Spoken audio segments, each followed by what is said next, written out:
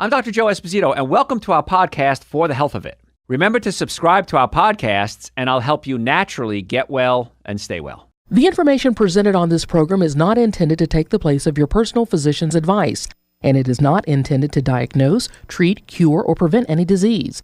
Discuss this information with your own physician or healthcare provider to determine what is right for you. Are you suffering needlessly? Dr. Joe can give you advice on how to naturally get well and stay well. Dr. Joe Esposito. Hey folks, Dr. Joe Esposito here. First of all, thank you for joining me again this week. I really appreciate that. This week, our topic is going to be exercise. Some of you want to work out. Some of you do work out. Some people can't work out. Maybe they have a pain issue or they have a muscle spasm issue or a paralysis issue. We're going to cover these topics today because I want you getting the best bang for your buck. And you're going to be surprised. Some of the things we're going to talk about right out of the gate, we're going to talk about you may need to exercise less to get better benefits, which is kind of cool. So less can be more. Research shows finding your health benefits by exercising, you want to find what we call the Goldilocks zone. Now, one of the biggest hurdles people face in maintaining an exercise program is finding the time to do it. So we're going to talk about little things you can incorporate into your life every single day to get the benefits. Modern exercise research shows that you can significantly reduce your workout time while reaping better health benefits. That's compared to traditional like a cardio program. Danish researchers were really surprised when they realized that exercising for a less amount of time still produced greater weight loss. And of course, weight loss is a big issue with a lot of folks without making any planned dietary changes. So what most people you think is the more calories you expend during exercise, the more weight you should lose. But for many, this theory never seemed to hold true. Me too. Sometimes you've done it. You work out, you're just not losing weight. Patients come to us all the time.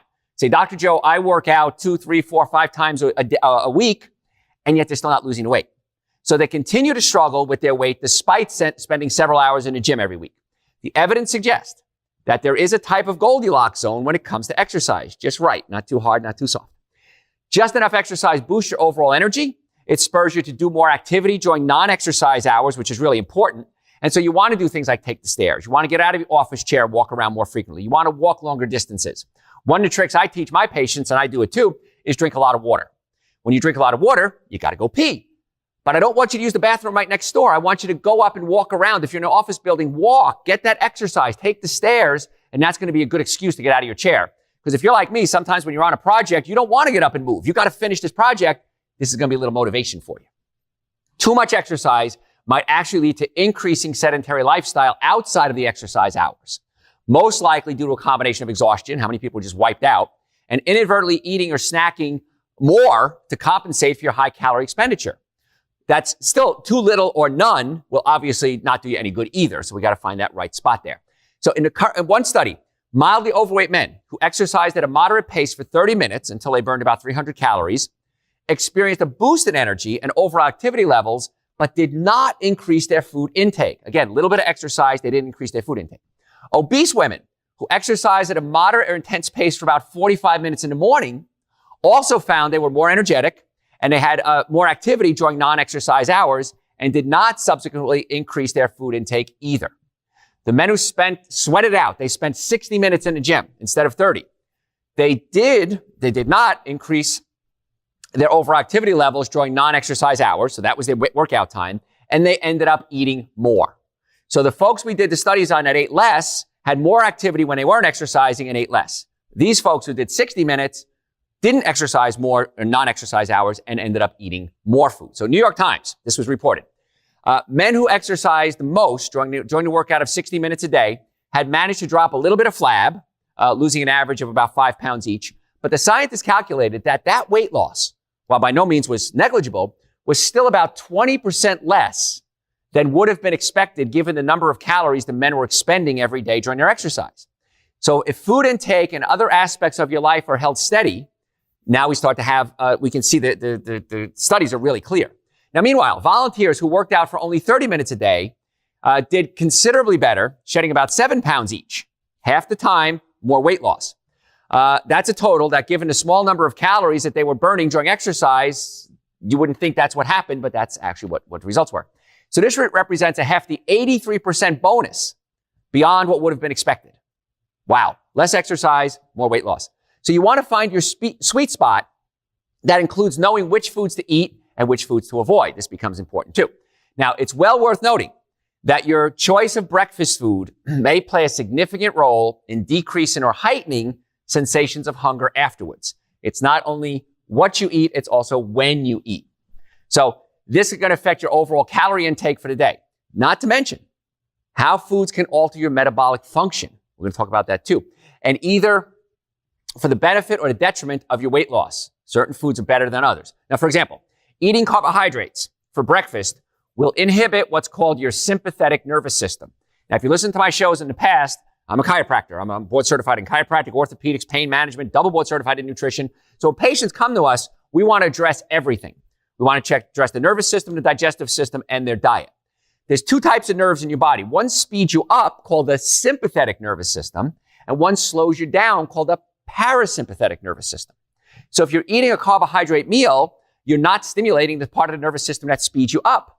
And the sympathetic nervous system reduces the fat-burning effect. By doing this, will reduce the fat-burning effect of your exercise. Now, instead, it activates the parasympathetic by eating carbohydrates, which promotes storage of fat. Now, the complete opposite of what you're aiming for. So if you're working out and eating carbs beforehand, which they tell you, carb load, not true. You want to avoid fructose and all other grains, and other carbohydrates, and it's critical. That's a critical element of a successful weight loss strategy. Now, this includes sports and energy drinks, fruit juices, even if they're freshly squeezed. Because what happens is if I take fruit and juice it, I don't have the fiber. So if I eat an apple, it's going to have a different effect on my body than if I squeeze that apple and drank the juice. Because the fiber in the apple slows down the digestive system. It slowly pushes the sugar through the colon, and you get a slow release of energy. Also, the fiber can block up your sugar receptor sites. So you're going to absorb less sugar, same amount, but you're going to absorb less, and it's going to push it through, give you a slow release. It's going to slow down that digestion. If you consume fructose within 2 hours after exercise, you effectively negate this highly beneficial effect. So fructose is a type of sugar. Where's fructose found? Things like high fructose corn syrup. Where do we find high fructose corn syrup? Everywhere. You read the ingredients, it's over 6,000 products, I think, we're using it now. So if you're using high fructose corn syrup, or even a lot of these sports drinks that have high fructose in it, you're basically wiping out all the benefits. Now, if you don't pay attention to your diet, you may be wasting an awful lot of time in the gym. So a high sugar meal after a workout, or even a recovery drink, which contains sugar, after the workout, it's going to stop the benefits of the exercise-induced human growth hormone. Human growth hormone is a chemical that's released in your body to build muscle mass. So children have a lot of human growth hormone. As we get older, our human growth hormone levels drop. Exercise stimulates human growth hormone. But then you work out and drink something sweet or eat something sweet or sugary, slows down the production of it almost altogether. Now, you can work out for hours, then eat a high sugar candy bar or a high sugar energy drink, and this is going to shut down the synergistic benefits of the human growth hormone. Now, if you miss reaching the human growth hormone release during your workout, you're still going to receive the calorie burning benefit from the workout. So either way, you're benefiting. However, if you miss the human growth hormone synergy bonus of enhanced fat burning for 2 hours after your workout, you've kind of wasted your time. This is an extremely important fact to remember if you want to cut body fat and shed a few pounds. So to put it in English, nothing sweet for up to 2 hours after your workout. And this is what drives me nuts. I see these people working out at the gym and they're chugging these energy drinks with sugar in it or high fructose corn syrup in it, or even worse, artificial sweeteners. So you know what? You just wasted your time.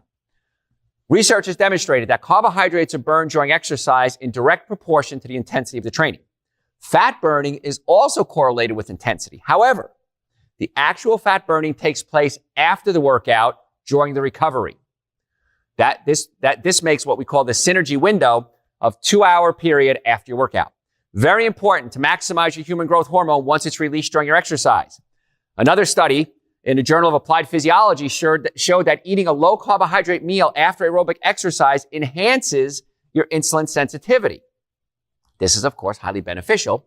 Since impaired insulin sensitivity, your cells are not utilizing insulin, or insulin resistance, which we call type 2 diabetes, is the underlying cause of type 2 diabetes and a significant risk factor for other chronic diseases such as heart disease. We did a show not long ago on type 2 diabetes. If you go to my website, drjoe.com, and just type in the search bar diabetes, you can listen to shows we talk about insulin resistance and when the cells don't want to receive insulin, because insulin opens up the cells and allows sugar to come in.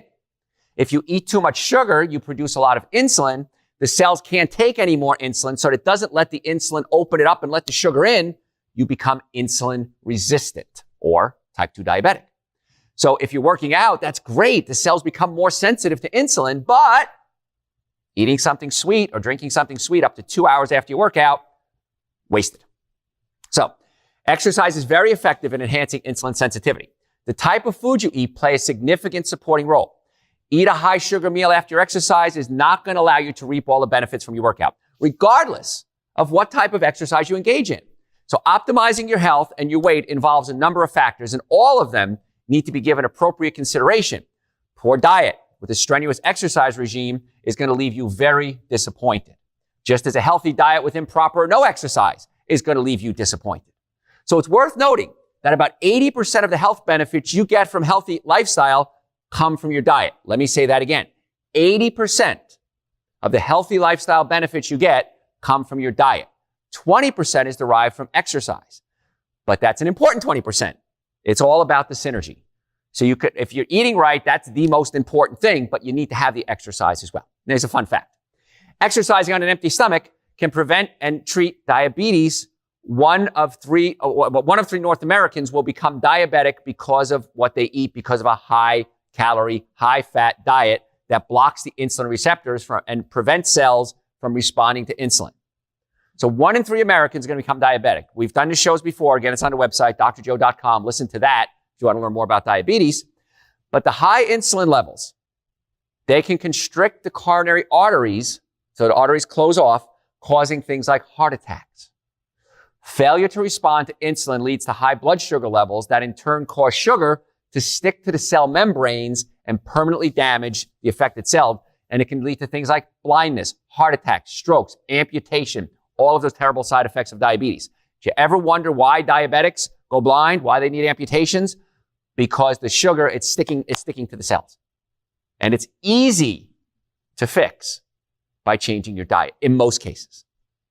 After just a few days on a high-calorie, high-fat diet, cells fail to respond adequately to insulin, blood sugar levels rise, fat deposits in your body, even in your muscles, and you gain weight. This causes your muscles to lose their ability to store something called glycogen.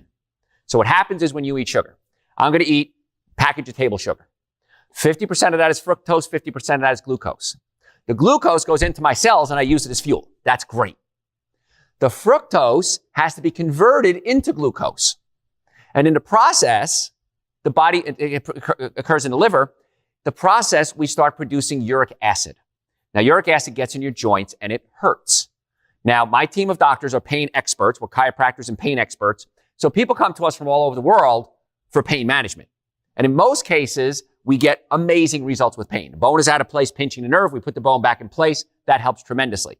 But if you're eating a lot of fructose, converting it into uric acid, it gets in your joints and it irritates the joints. It's like little crystals or little knives sticking into the joints. That's uric acid buildup. A lot of people know it as gout, but uric acid can get in all the joints. That's why every patient that comes to see us, we work on their diet along with chiropractic care. Because if we can give you the best chiropractic care in the world, but if you're putting fructose into your body to create uric acid, you're not going to get all the results I want or you want. That's not the worst part. Uric acid prevents your body from properly producing nitric oxide. Nitric oxide opens up your blood vessels. So here we're talking about the sugar clogging up the blood vessels. Nitric oxide opens up the blood vessels and allows good flow of blood. But if you're doing a lot of fructose, creating uric acid gets into nitric oxide, preventing nitric oxide production, the blood vessels can't open. So what do we get? Lack of blood flow. High blood pressure could lead to heart attack, stroke. Lack of circulation into the extremities can lead to problems as well, such as amputations. So now we got some real serious issues going on here with the sugar. One of the supplements we have on our website, it's called Dr. Joe's Nitric Oxide Support. Very, very popular. Because when you take it, it opens up the blood vessels. I had somebody just send me an email today, and she said, Dr. Joe, I started taking nitric oxide yesterday. I feel amazing in just one day. Now, it may not happen that quickly for you, but nitric oxide support is amazing to increase circulation to your brain, your muscles, your sex organs, your digestive system. We need circulation. And as we get older, the circulation drops. And so you need to fix that. Cut out the sugars, cut out the breads, cookies, cakes, donuts, and pastas and the sugars. Take supplements like Dr. Joe's Nitric Oxide and be amazed what happens. You also might want to consider Dr. Joe's Super Greens and Dr. Joe's Essential Source as the minimum amount of nutrients that you need every day. All those are on the website, drjoe.com. Now, a major source of efficient fuel for exercise is the glucose, and you tire much easily during exercise if you don't have it right. If you exercise before breakfast, you can reduce or even prevent the side effects. So here's the kicker. This is our fun fact. Exercising before breakfast works very, very well. Exercise after fasting, that's why it's called breakfast, break fast. You break your fast. So exercising after a fast prevents fat from depositing in your muscles and helps the muscles make more stored sugar called glycogen. So you use the sugar. Once all the cells are filled up with sugar, it converts into glycogen, which is used as an energy source. It's a reserve tank. If the glycogen stores are filled up, you keep eating sugar, it converts into triglycerides, which then gets stored as fat. This is why carbohydrates make you fat. Use the glucose, all filled up, converts into glycogen. Glycogen stores are filled up, converts into triglycerides. Triglycerides get stored as fat. You get fat. So it's tough because I like sugar. You like sugar. Stimulates the dopamine receptor sites in my brain. And dopamine receptor sites are stimulated. I get high. I like that. We all like that. But you need to break the habit. And that's why it takes about 3 or 4 days of not eating sugar to get over those crazy cravings. Now, there's a supplement I also recommend called Gymnema.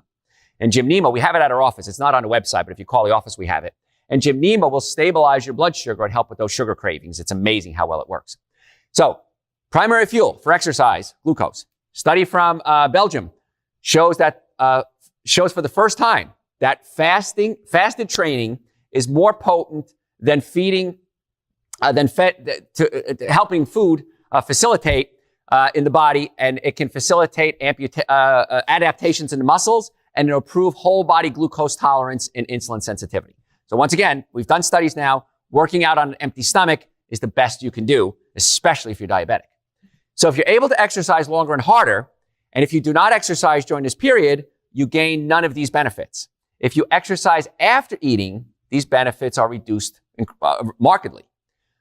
When you exercise after fasting, you burn primarily your own body fat for energy, and the fat is removed from fat cells and from muscle tissues. So again, exercising on an empty stomach, you're going to burn fat more efficiently.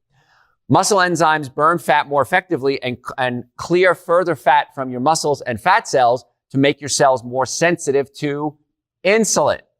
So you exercise on an empty stomach, you're burning more fat, and your cells are going to be more receptive to insulin, because again, insulin resistance is what we call type 2 diabetes. However, fasting before exercise harms training and competitive performance of athletes. So if you're competing, this may not be the best approach for you. The limiting factor on how fast you can move your muscles is the time it takes to move oxygen into the muscles. When you fast before exercising, you burn more fat and less sugar. And since sugar requires less oxygen than fat, it can be converted into energy. So your needs for oxygen are greater to burn the fat. This slows down and you tire easily. Okay, let's go over that again. So if you're competing, it may not be the best thing to do this before a workout. But if you're working out to burn fat, to build muscle, you probably want to fast before you go into those times. So it'll tire you much more quicker if you can do that. So now let's talk about some other things you might be doing wrong while you're exercising. We've got a lot to cover here. So some things you might be doing wrong while exercising. Exercise can increase your risk of heart disease, cancer, and depression, and it can decrease your risk and increase your energy levels. So those are all good things. I want you, it'll help you think clearer, which is good because we're talking a lot today. You might want to have to process this again. Now, I cover a lot on the shows. If you miss something, go to my website, drjoe.com. This show is on the website, and you can listen to it over and over again and share it with your friends. Because you may know somebody who's going to benefit from this. Just send them the link. I'm more than happy to share that with you. Exercise can slow down the aging process when done right. Too much exercise is not a good idea. I had a friend of mine, a gal friend, and she would work out. She was a marathon runner, and sometimes like on a Tuesday, she'd run 20 miles. And what happened was she was very pretty. She had really nice skin. And then I didn't see her for a couple of years. The next time I saw her, she was all wrinkly. I mean, she looked like an old lady. She was working out too much. So once again, you got to find that Goldilocks zone. There are some pitfalls that can hamper your workout progress. And your setbacks may be due to certain bad habits. So these are things you might be doing wrong. First thing you may be doing wrong while exercising, skipping the warm-up. Now, while you can get away with skipping the warm-up when you're doing low to moderate impact workout, not warming up can easily lead to injury when you're doing high-intensity interval training exercises, especially sprinting. Let me explain to you what high-intensity interval training is. We're going to cover this as a great way to work out to shorten your time and get better benefits. We used to call it Peak 8. Now it's called high-intensity interval training. I don't know why somebody changed the name. So what you do is you warm up for, 30 seconds, 3 minutes maybe. Just a gentle jog or whatever it is. And then whatever exercise you're going to do, if you're lifting weights, if you're jogging, if you're on an elliptical, I want you to go as hard as you can for 20 to 30 seconds. That's hard. Trust me on this. So let's say I'm on an elliptical. I'm going to go back and forth on my elliptical. Okay, great. Then I'm going to do 20 to 30 seconds as hard as I can. And then I'm going to slow down for 2 minutes. Then I'm going to go as hard as I can for 20 to 30 seconds and slow down for 2 minutes. Do that 8 times. You're going to get a better workout with less stress on the joints and better physiological effects. So high-intensity interval training is the new form of workout that's working much better than these long, drawn-out exercises. John Paul Cantazzaro, nice Italian boy, he's a certified kinesiologist and exercise physiologist. He says it takes 10 to 15 seconds of muscular contraction to raise your body temperature by 1 degree centigrade. And a proper warm-up should raise your body temperature by about 1 to 2 degrees centigrade. But here are a few examples of simple movements that you can do to get the blood flowing. You start slow and shallow and gradually increase your speed and range with repetition. 5 to 10 reps per movement are all you really need. Do a squat, do a side bend, do a trunk twist, do an arm circles, shoulder shrugs. Stretching can be avoided prior to strength training, noting that the passive stretches may impair strength by causing joint instability. Now, when you're doing high-intensity sprinting, like things like sprinting or like we talked about, high-intensity interval training, prior stretching is imperative and should not be skipped. So if I'm just working out, moving muscles, with weights, you could probably get away with it. But if you're going to be doing a high-intensity training, you definitely want to get that circulation going. Now, one way to boost your fitness results is to work out while fasting, which we talked about. When you exercise in a fasted state, it's essentially forcing your body to burn fat or shed fat. And your body's fat-burning processes are controlled by what we call the sympathetic nervous system. Remember sympathetics and parasympathetics? Sympathetics speed you up. Your sympathetic nervous system is activated by exercise and lack of food. So now we got a double whammy going on here when you work out, when you're fasting. Intermittent fasting calls for you to exercise in late morning or early afternoon, and fasting, eating only light raw foods like vegetable juices or vegetables until 30 minutes after your workout. So once again, don't eat anything before your workout if you can, and then you want to fast up to 30 minutes afterwards. If you have trouble exercising on an empty stomach, some people have that, you can include some high-protein foods like chickpeas, hummus, hemp pea or chia seeds. Protein powders are good. Use some unsweetened coconut milk. Once again, I'm trying to get you off the sugars, so a high-protein food might work. That being said, it's important to remember that whether you're fasting or not, you do not need to eat something after exercising. I got to get this in your head. Stop eating after working out for 2 hours. It's particularly important if you're doing strength training, in which case you need to eat a fast assimilating protein within 30 minutes after your workout. So strength training, a little different than what we're talking about regular workout. Fast assimilating proteins, what would be what? Chia seeds, hemp seeds, pea proteins. Again, I'm plant-based, so I'd recommend plant-based. A lot of people who work out will take Dr. Joe's nitric oxide before their workout, and then they'll take Dr. Joe's Super Greens and Dr. Joe's Essential Source after their workout. It's going to give you the nutrients, but it's not going to give you the sugar. It's the minimum supplements you should be taking every single day, Dr. Joe's Super Greens and Dr. Joe's Essential Source. If you're not taking those, folks, you're really shortchanging yourself. Whether you work out or not, you're shortchanging yourself in life because your body needs nutrients in order to function properly. That's why I created Super Greens and Essential Source. Mix it with some water, mix it with some unsweetened coconut milk at least once a day. I couldn't imagine a day without that. So Super Greens and Essential Source is great. If you're doing heavy weight training, you can do a protein after that. Other than that, you want to skip for 2 hours after your workout if you can. Now, again, if you have trouble working out on an empty stomach, try this before the workout as well. But I'm begging you, got to cut out those carbohydrates. And here's the thing with exercise. If you're working out and you have an injury, if you have neck pain, back pain, shoulder pain, numbness, tingling, muscle weakness, you probably have pinched nerves.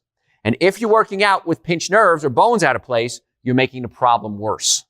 You're building up strong muscles around crooked bones. I want you building up strong muscles around straight bones. And this is where chiropractic comes in, and that's why most athletes, I don't know of any professional athletes, that don't have their own chiropractor. I've worked with the U.S. Olympic team, the Cuban Olympic team. Wimbledon champions, professional amateurs. So if you have a bone out of place, if you have pain, don't work through the pain, fix the cause. Otherwise, you're going to cause more damage. And ultimately, if bones are out of place, they rub up against each other and they wear out. And we call that arthritis. And a lot of professional athletes come to me after their careers are over. They have arthritis. I say, you know why you have it? They say, no. I said, bones were out of place and you kept working out. So don't hurt yourself. Get the best workout you can by lining all the bones up, getting the right diet, and getting all you can, the right nutrients, things like super greens and essential source. We want to help get you well and keep you well. I'm Dr. Joe Esposito. The website again, drjoe.com. Thanks for listening to For the Health of It. Remember to subscribe to this podcast, and I'll help you naturally get well and stay well. You can also listen to and call into my radio show live Sunday evenings from 7 to 9 Eastern Time on WSBRadio.com and on a WSB Radio app.